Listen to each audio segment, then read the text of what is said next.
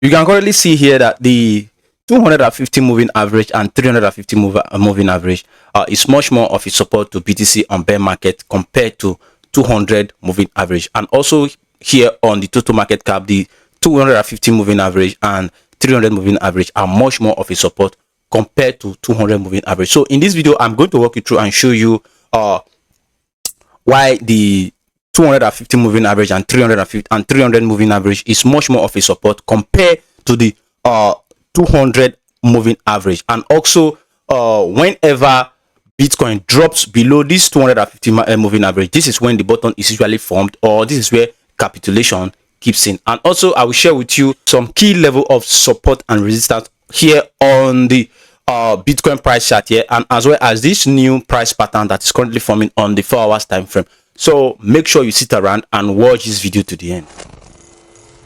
Welcome to Crypto Trend Update. My name is Trend. Today we are taking a look at BTC on the weekly time frame using the 250 moving average and 300 moving average. You can clearly see here that back in 2022 bear market, the 250 moving average acted as a massive solid level of support here, and also back here in November 2022 as well, the 300 moving average also acted as a major level of support. Let's take a look at what BTC did here. You can see back here in 2022, immediately Bitcoin broke below this current level here. This the 250 moving average and 300 moving average, BTC immediately formed the bottom. So this is where capitulation came in, and the bottom was formed. Let's take a look at 2020 here. Back in 2020, you can see it also acted as a massive level of support here. You can see that immediately we got a touch here, BTC immediately reacted, and we got a massive pump to the upside. So you can see the 250 moving average and 300 moving average is much more of a valid support to BTC on each bear market.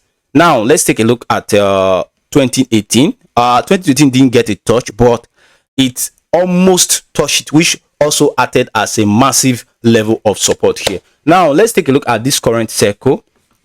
The current price of BTC right now, we are here.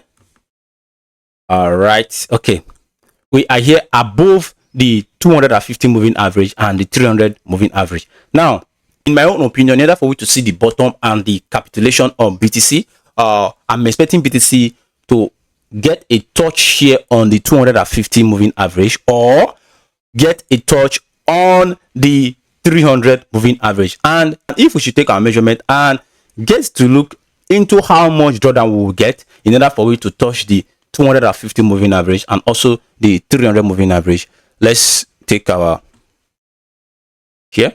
We are currently here right now, and if we should touch the 250 moving average, BTC needs to drop 18% approximately. And if we are to touch this 300 moving average, which we indicate the bottom of BTC, we need to drop at least extra 25% approximately on the price chart. So where I'm looking at currently, in order for me to see the bottom of BTC, is here.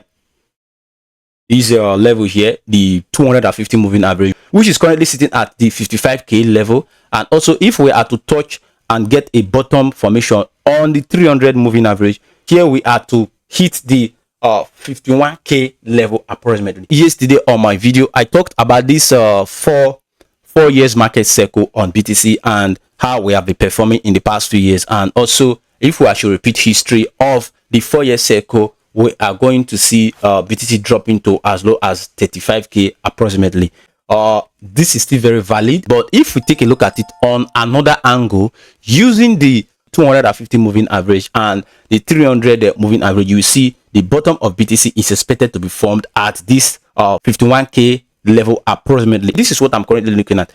I'll begin to get more aggressively into buying BTC on spot if we hit this level here, the yellow line, which is the 250 moving average, sitting at 55k 600. And also if we get into the 300 moving average, which is the white line here, sitting at approximately 51k, I'm going to be buying BTC aggressively, because if we take a look at it like what we've discussed, you see whenever we break into this level here, this is when the bottom of BTC is usually formed. It acts as a capitulation and a market bottom for BTC. You can see all price history and price action. They are currently discussing it here right now. They are currently discussing it here right now.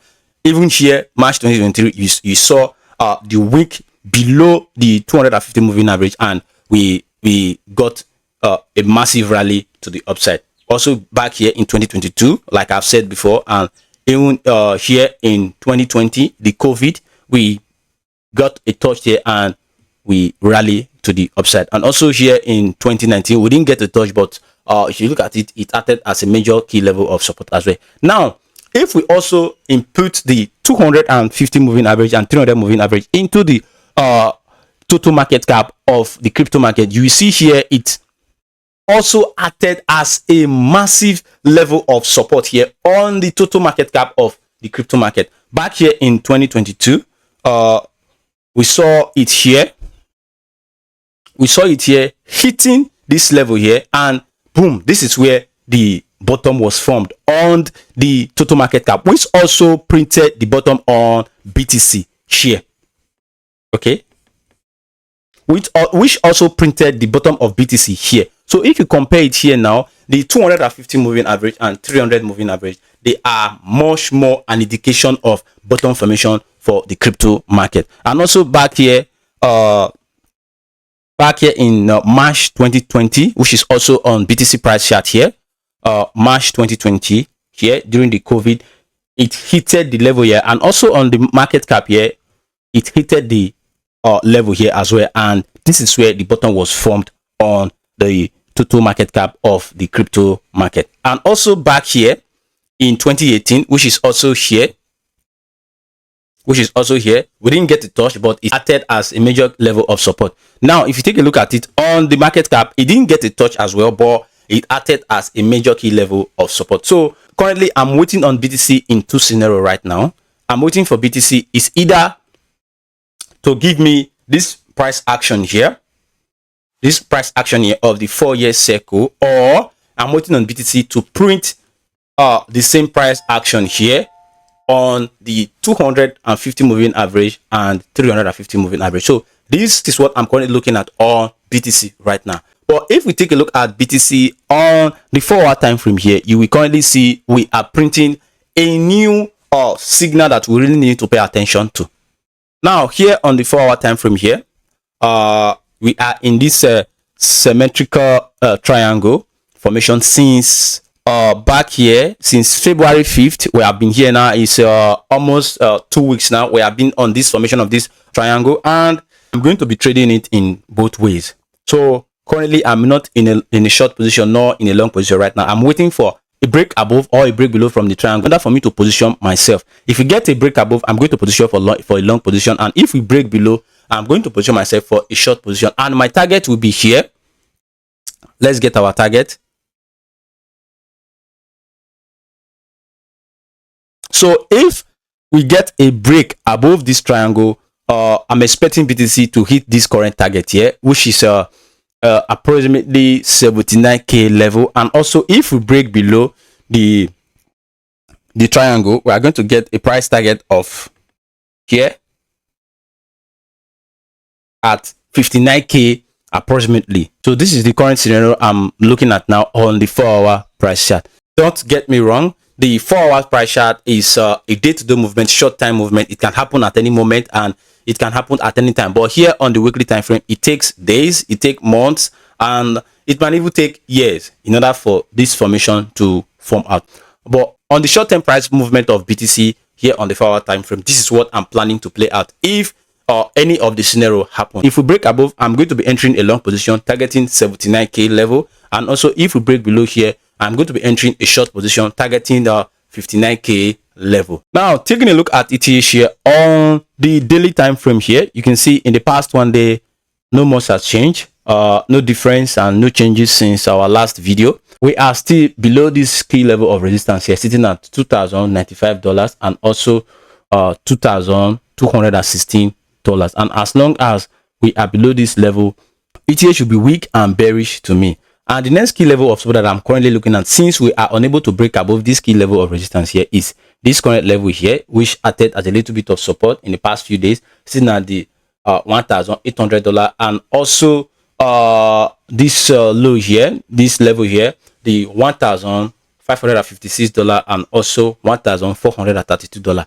If we are unable to break above here now, in the next 2 weeks or more, we might come to grab the liquidity that is in this level here. But if the sentiment do change and we got a little bit of rally and broke above this key level of resistance here, we are going to see ETH hitting much higher level of resistance on the price chart, like this level here, the $2,800 level. And this will also give access for ETH to break above this red line here, which will invalidate this bearish structure here that we have been printing for the past few weeks. So this is all for the ETH price chart.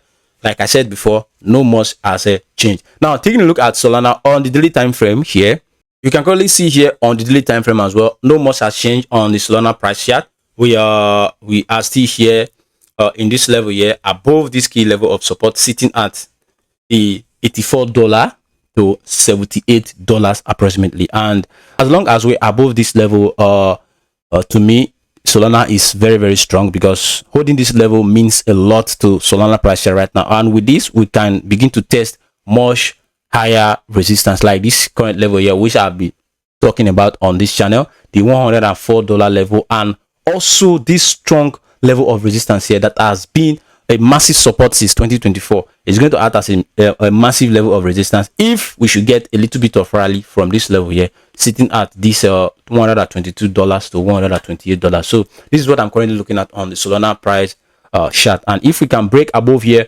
voila, that is the end for bear market for Solana. Now taking a look at XRP here on the weekly time frame here, now you can currently see XRP in the past 24 hours, no much has changed as well. We are still above this key level of support here, sitting at the $1.41 and $1.31, which is pretty good and a game changer for XRP. As long as we are above this key level of support here, we are going to see much more higher prices, because this level is one of the key level that I am currently watching, because it was a major level of resistance back in 2021 when we had the all-time high, and now we are testing it and holding it as a key level of support. And if we are able to break below it, we are going to see much more lower prices on the XRP. Like I've been saying, if we break below here now, we're going to find a little bit of support here, sitting at the 88 cents. But the major key level of support that I am currently looking at, if we break below here, is this level here, this current level here, sitting at the 54 cents to 38 cents. And to remind your memory, we are still playing out this bearish divergence here on the weekly. It has not been validated, but if we take a look at the RSI, we are now a little bit closer to the oversold level. And you know, back in 2022, when we hit this oversold level, this is when we saw XRP bottoming out. So you can see the chart is pretty the same, no more change in the past 24 hours, which has brought us to the end of today's video. And if you find this video very useful and informative, please hit up the subscribe button, turn up the notification bell, and smash the like button, so that when I make videos like this, you will definitely be notified.